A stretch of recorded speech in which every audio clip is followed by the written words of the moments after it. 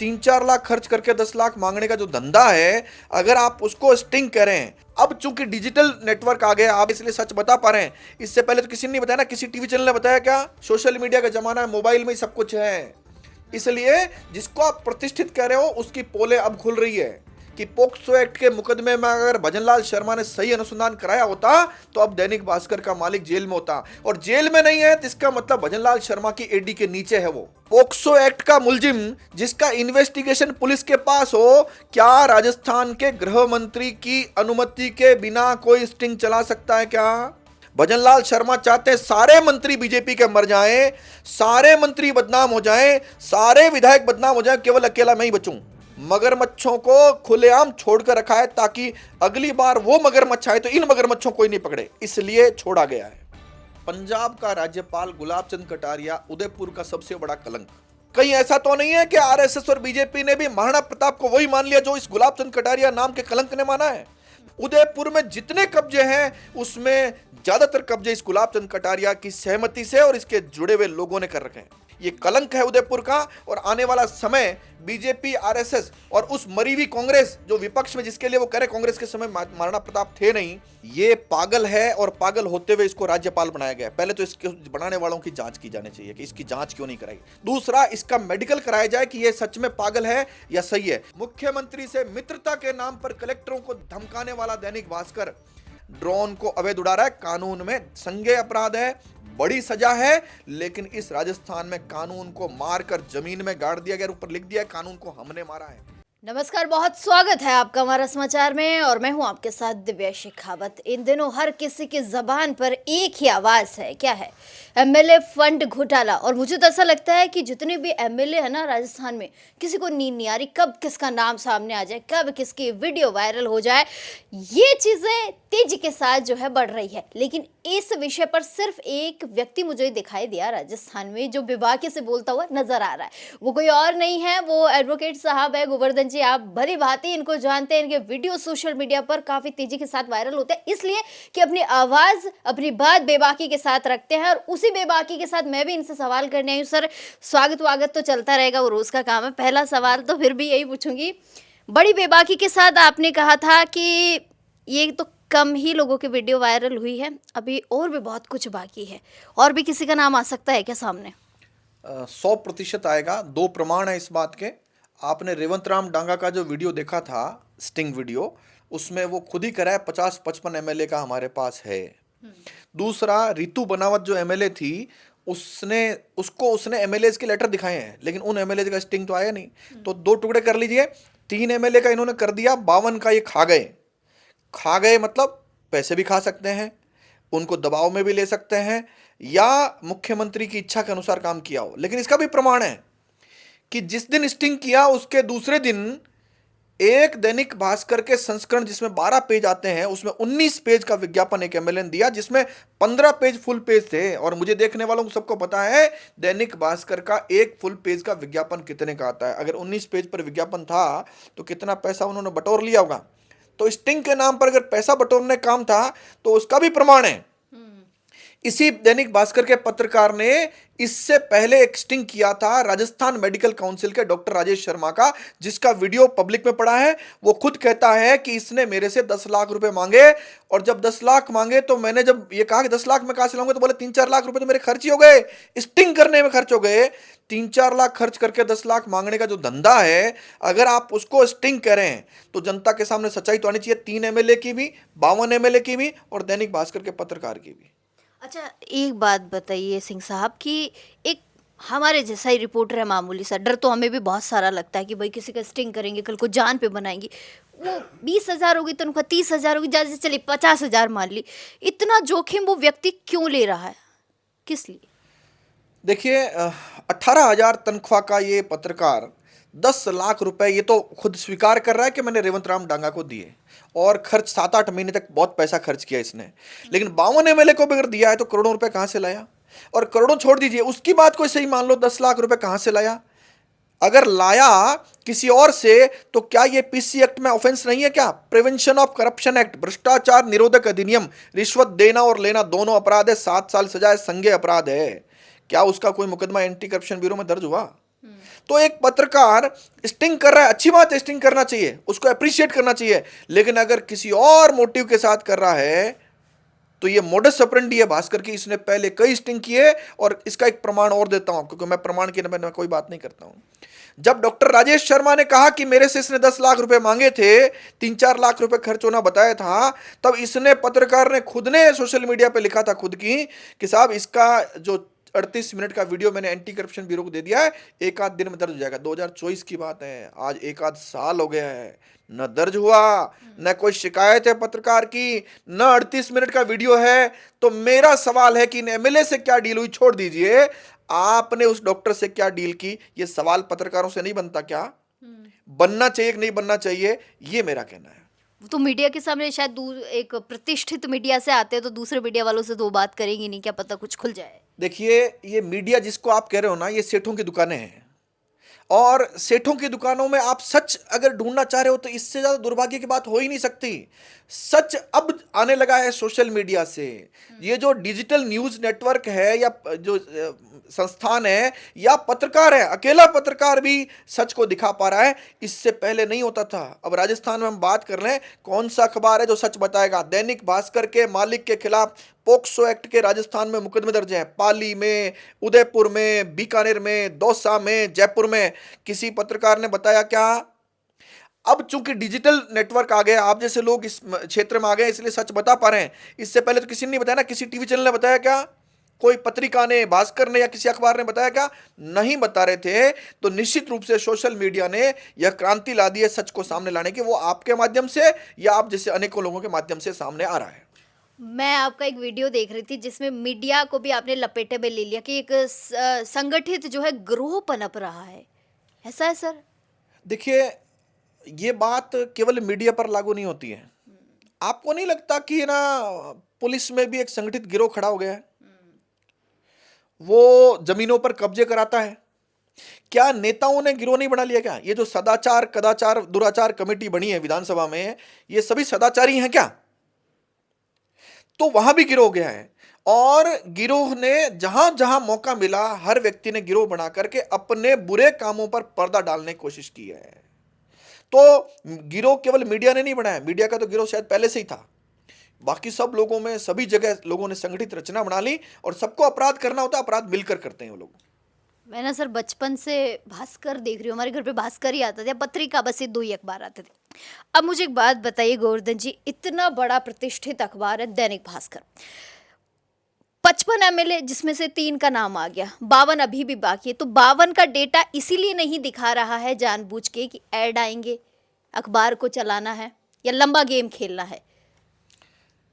आप जिसको बड़ा अखबार कह रहे हैं, मैं बहुत ईमानदारी से फैक्ट के साथ आपको कह रहा हूं, अगर इनकी प्रिंटिंग प्रेस का बिजली का बिल निकलवा लो आप, जो प्रसार संख्या होती थी इस सोशल मीडिया के जमाने में, वो सब गायब हो गए हैं। अब इनकी प्रसार संख्या उसके 10% भी नहीं बची है। ये अनेकों अखबार, जैसे कोई भी अखबार यहाँ राजस्थान में, जयपुर में छप रहा है, तो दैनिक भास्कर के प्रिंटिंग प्रेस से छप रहा है। उनका बिजली का बिल निकालो, ऑन रिकॉर्ड ये लाखों प्रतियां प्रतिदिन छापते हैं। क्या वास्तव में इतना बिजली का बिल आ रहा है क्या इनका? तो इसका जवाब है अखबार। अच्छा, मेरे जैसे पढ़े लिखे व्यक्तियों के घरों पर अखबार आना बंद हो गया साहब, आप छोड़ दीजिए सामान्य आदमी की बात। तो क्या मुझे देखने वाले सभी लोगों को अंदाजा लगा लीजिए, क्या आपके घर में अब भास्कर आता है क्या? पहले आता रहा होगा, अब नहीं आता ना। क्यों नहीं आता? सोशल मीडिया का जमाना है, मोबाइल में ही सब कुछ है। इसलिए जिसको आप प्रतिष्ठित कह रहे हो, उसकी पोलें अब खुल रही है। मैं आपको कह रहा हूं कि पोक्सो एक्ट के मुकदमे में अगर भजनलाल शर्मा ने सही अनुसंधान कराया होता, तो अब दैनिक भास्कर का मालिक जेल में होता। और जेल में नहीं है तो इसका मतलब भजनलाल शर्मा की एडी के नीचे है वो, और उसकी एडी के नीचे बैठ करके किसी सत्ता के व्यक्ति के खिलाफ स्टिंग नहीं चला जा सकता। स्टिंग चला है तो निश्चित रूप से मुख्यमंत्री या गृह मंत्री की स्वीकृति से ही चला है। मैं बिल्कुल आपका ये वीडियो देख रही थी और मेरा ये सवाल भी था कि आपने कहा है कि सारा का सारा खेल जो है भजन लाल जी की शय पे हुआ है और उन्हीं की एडी के नीचे हो रहा है। और एक और बात आपने कही है कि इस प्रतिष्ठित अखबार का जो मालिक है वो भी भजन लाल जी के चरणों में पड़ा रहता है। ये बात सत्य है ना, मैं दोबारा बोल रहा हूं। दैनिक भास्कर के मालिक सुधीर अग्रवाल के खिलाफ राजस्थान के अनेकों पुलिस थाने में पोक्सो एक्ट के मुकदमे दर्ज हैं, और पोक्सो एक्ट का मुलजिम जिसका इन्वेस्टिगेशन पुलिस के पास हो, क्या राजस्थान के गृह मंत्री की अनुमति के बिना कोई स्टिंग चला सकता है क्या? और मैं और कड़वी बात कर रहा हूं जिसको शायद आप काट देंगे, आप चला नहीं पाएंगे। सुनिए, राजस्थान में दैनिक भास्कर अनेकों मंत्रियों और विधायकों के खिलाफ जो खबरें चला रहा है, वो खबरें बिना गृह मंत्री की शह के चल ही नहीं सकती। भजनलाल शर्मा चाहते हैं सारे मंत्री बीजेपी के मर जाएं, सारे मंत्री बदनाम हो जाएं, सारे विधायक बदनाम हो जाएं, केवल अकेला मैं ही बचूं। आप मुझे बात बताइए, आप बोल रहे हैं कल को भजनलाल जी आपके साथ भी कुछ कर सकते हैं, कोई और कुछ कर सकता है, कोई नेता मंत्री? इसकी परवाह करने वाला अगर मैं होता तो मैं बोलता ही नहीं। आपके पास कितने ऐसे माइक लगाइएगा औरों के भी, कांग्रेस की किसी नेता के भी लगाइएगा, अगर उसको सांस भी वापस आ जाए तो। अरे ये सब मिल मिलाकर चला रहे हैं इस खेल। मगरमच्छ पकड़ लिए क्या नकल वाले सारे? अशोक गहलोत ने जितने लोगों को बनाया था आरपीएससी में, बर्बाद किया आरपीएससी को, उसको पकड़ लिया क्या? डोटासरा को पकड़ लिया क्या? और कितने मगरमच्छ पकड़ लिए? इसका जवाब है किसी मगरमच्छ को नहीं पकड़ा गया है। मगरमच्छों को खुलेआम छोड़कर रखा है ताकि अगली बार वो मगरमच्छ आए तो इन मगरमच्छों को ही नहीं पकड़े, इसलिए छोड़ा गया है। आप भी थोड़ा सा बच के रहिए। मुझे एक बात बताइए कि ऋतु बनावत आ गई है कि भाई मेरी तो सीबीआई जांच करवा लो, मुझे कोई दिक्कत नहीं है। 2 एमएलए हैं, एक ने जो है तबीयत का हवाला दे दिया है, दूसरी जो है वो भी मीडिया के सामने नहीं आ रही है। आपको क्या लगता है कि ये सीबीआई जांच समाचार पत्र पर नहीं होनी चाहिए? देखिए, ऋतु बनावत ने अखबार वाले का जो काम था, कानून के मुताबिक वो अपराध है। रिश्वत देना लेना दोनों अपराध है। तो उसने जो दिया है, सच बात यह है कि उसका कोई मुकदमा दर्ज करना ही नहीं चाहता। सरकार सुओ मोटो भी तो कर सकती है। किसी पुलिस थाने में कोई मर्डर हो गया तो क्या कोई मुकदमा दर्ज नहीं कराएगा? तो मुकदमा दर्ज नहीं होगा क्या? ऐसे चोखो दर्ज कराएगा ना। तो दर्ज क्यों नहीं हो रहा है मुकदमा? ये जो मैं आपको आज भविष्यवाणी कर रहा हूं, ये 3 एमएलए छोड़ दो और 55 को मिला लो, 55 में से एक के खिलाफ भी कोई कार्रवाई नहीं होगी। ये कमेटियां बनाई ही इसलिए जाती है, कार्रवाई करनी होती तो मुकदमा दर्ज होता, इन्वेस्टिगेशन होता, गिरफ्तारी होती, जब्ती होती, और कुल मिलाकर के पैसे जब्त करना, कैमरे जब्त करना, ये जो रिकॉर्डिंग जो उसने 52 की थी, अगर उनको डिलीट भी करती, डिलीट को रिकवर किया जाता और कोर्ट में चार्जशीट पेश होती, तब असलियत सामने होती और असली कार्रवाई होती। ये जो माहौल बनाने की बातें हैं, कमेटी बना दी, वो कमेटी, आप मुझे बताओ सदाचारी कमेटी है क्या? ये सदाचारी हैं क्या? और मैं तो कहता हूं राजस्थान के 200 एमएलए में से अपवाद को छोड़ दो तो बाकी सब सदाचारी हैं क्या? क्या वो कमीशन नहीं खाते हैं क्या? क्या उनकी विधानसभा में जुआ सट्टा, वेश्यावृत्ति, अवैध खनन, कब्जे या अन्य अपराध नहीं हो रहे हैं क्या? रोज हो रहे हैं। तो वो सदाचारी कैसे हो गए? आप ही बता दीजिए। आप मीडिया के पर्सन, आप पूछिए एक बार कि आप किसी भी एमएलए के लगाओ ये माइक और पूछो कि आप सदाचारी हो क्या? तो इसका जवाब जनता जानती है, आप भी जानते हैं, जनता जानती है, मैं भी जानता हूं। बस सुनने को पहली बार मिल रहा है, जानते सब है। मतलब हर दिन किसी न किसी एमएलए का अगर हम निकालने बैठे इकट्ठा चट्ठा तो सबकी असलियत सामने आ जाए। 100% आप बिल्कुल सही कह रहे हैं। सारे हमाम में नंगे हैं। और आपको मैं एक घटना जिसकी आप बात कर रहे थे, गुलाब चंद कटारिया जो राज्यपाल है, उनके संबंध में कुछ सवाल था आपका। बिल्कुल, उन्होंने महाराणा प्रताप को लेकर जो है तीखी सी बात कह दी कि बीजेपी ने ही जो है उनको आगे लेकर आए हैं, बीजेपी के राज में ही जो है महाराणा प्रताप को लोग जानने लगे हैं, कांग्रेस ने जो है उनका नाम कभी लिया नहीं है। ऐसा कुछ बयान कल वीडियो वायरल हो रहा था। देखिए, पंजाब का राज्यपाल गुलाब चंद कटारिया उदयपुर का सबसे बड़ा कलंक, बहुत बड़ी बात कर रहा हूं, इसने कहा है कि महाराणा प्रताप को हमने जिंदा किया।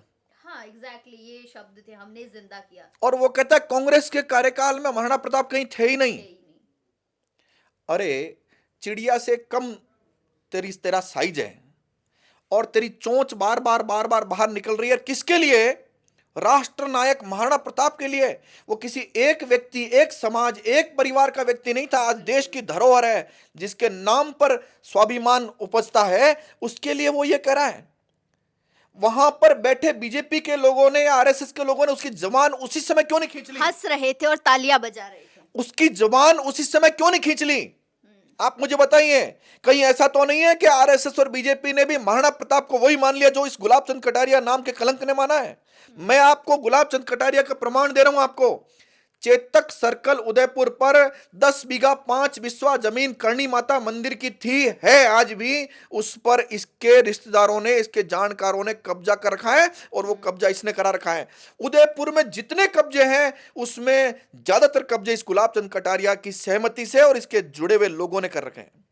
जितने भी पहाड़ियां खोदी है उनमें ज्यादातर लोग इससे जुड़े हुए हैं। ये कलंक है उदयपुर का, और आने वाला समय बीजेपी, आरएसएस और उस मरी हुई कांग्रेस जो विपक्ष में, जिसके लिए वो कह रहे कांग्रेस के समय महाराणा प्रताप थे नहीं, उनको भी दृश्य दिखाएगी, ऐसा मेरा मानना है। ये कह रहे हैं कि हल्दी घाटी कुंभलगढ़ को बीजेपी के राज में जानने लगे। हम तो बचपन से सुनते आ रहे हैं, हमारे तो पूर्वज, हम तो उसी खानदान से आते हैं। राज्यपाल के पद पर एक योग्यता चाहिए कि वो पागल नहीं होना चाहिए।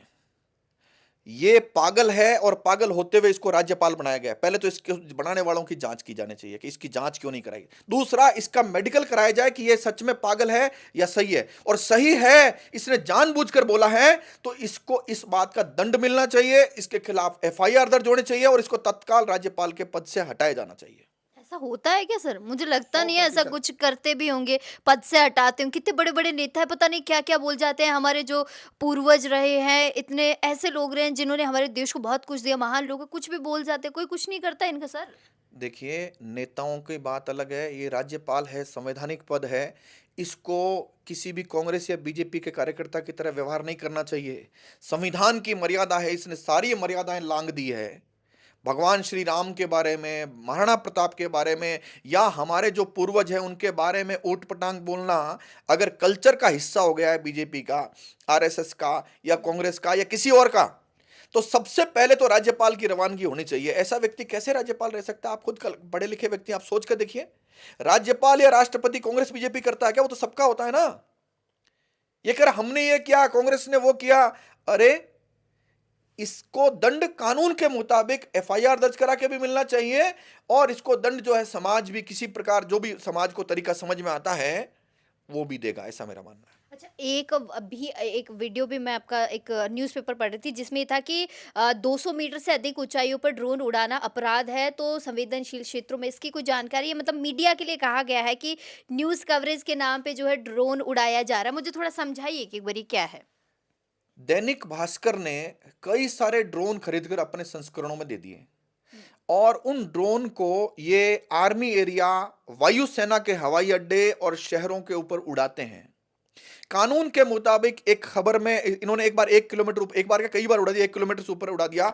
1 किलोमीटर ऊपर अगर कोई ड्रोन उड़ रहा है तो हवाई जहाज जो यात्रियों से भरा हुआ है या कोई लड़ाकू विमान वायुसेना का जा रहा है, उसकी दुर्घटना हो गई तो दैनिक भास्कर का मालिक जिम्मेदार होगा, या उड़ाने वाला, या उसको इग्नोर करने वाले कलेक्टर, या यहां का मुख्यमंत्री, गृह मंत्री। मुख्यमंत्री से मित्रता के नाम पर कलेक्टरों को धमकाने वाला दैनिक भास्कर, राष्ट्र की सुरक्षा को खतरे में डालने वाला दैनिक भास्कर, यात्रियों की सुरक्षा को खतरे में डालने वाला दैनिक भास्कर ड्रोन को अवैध उड़ा रहा है। कानून में संज्ञेय अपराध है, बड़ी सजा है, लेकिन इस राजस्थान में कानून को मारकर जमीन में गाड़ दिया गया, ऊपर लिख दिया है कानून को हमने मारा है, इसलिए यहां हो नहीं रहा है। तो दैनिक भास्कर मौज कर रहा है, चाहे वो पोक्सो का आरोपी हो, चाहे ड्रोन उड़ाने वाला हो, चाहे कुछ और काम कर रहा हो सकता है ना नियम हम लोगों के लिए हो, हम आम लोग है ना, नियम बड़े लोगों के लिए थोड़ी नियम होते हैं। बड़ा मीडिया हाउस है, इन पे थोड़ी नियम लागू होंगे सर। हाँ, आप बिल्कुल सही कह रहे हैं।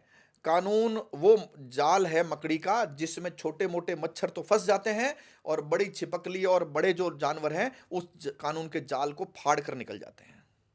ये बहुत बढ़िया बात कही है सर ने, क्योंकि मैं खुद अपने एक काम के लिए अधिकारियों के 50 चक्कर काटती हूँ तो अधिकारी नहीं सुनते सर। अगर मैं बड़ी पैसे वाली होती तो क्या पता मेरी बात फटाफट से सुन ली जाती। रियलिटी बता रही हूँ सर। अधिकारी जितनी मौज इस कार्यकाल में कर रहे हैं राजस्थान में, ऐसा स्वर्णिम काल अफसरों के लिए कभी नहीं आया। क्योंकि जब भी कोई निर्णय करने वाला व्यक्ति मजबूत होगा, समझदार होगा, इंटेलिजेंट होगा, तो अफसरों की मौज खत्म हो जाएगी। और निर्णय करने वाला व्यक्ति कमजोर होगा, खुद भ्रष्टाचारी होगा, तो निश्चित रूप से अफसरों की मौज हो जाएगी। नेताओं के कहने पर 4 काम करेंगे और 40 काम खुद के फायदे के लिए करेंगे, वो दृश्य यहाँ चल रहा है। बिल्कुल चल रहा है, भली बात ही हम देख रहे हैं सर, बहुत शुक्रिया। तो ये थे मेरे साथ एडवोकेट गोवर्धन सिंह जी, जिनको आप काफ़ी दिनों से देख रहे हैं और बड़ी बेबाकी के साथ अपनी बात सर ने रखी है, और बेबाकी के साथ ही मैंने भी आपको सारी चीज़ें दिखाई है, क्योंकि काफ़ी सारे लोगों के मुझे मैसेज आ रहे थे कि एक बार मैं सर से बात करूँ, आपको भी सर की बातें सुनाऊँ। तो ये थी भैया सारी चीज़ें, एमएलए फंड घोटाला क्या है, कौन-कौन जो है इसमें लिप्त है और कितने जो हैं अभी छुपे बैठे कमरों के अंदर, उन्हें भी नींद नहीं आ रही है। अब खैर जाँच का विषय है, क्या जाँच होती है, क्या नहीं होती, कौन और सामने आएगा, वो बाद की बातें हैं, लेकिन सारी चीज़ें जो आपके सामने रख दी, सर से बातें कर ली, सर की बातें भी आपको सुना दी। अब तमाम छोटी-बड़ी अपडेट्स के लिए बने रहिएगा हमारा समाचार के साथ। नमस्कार।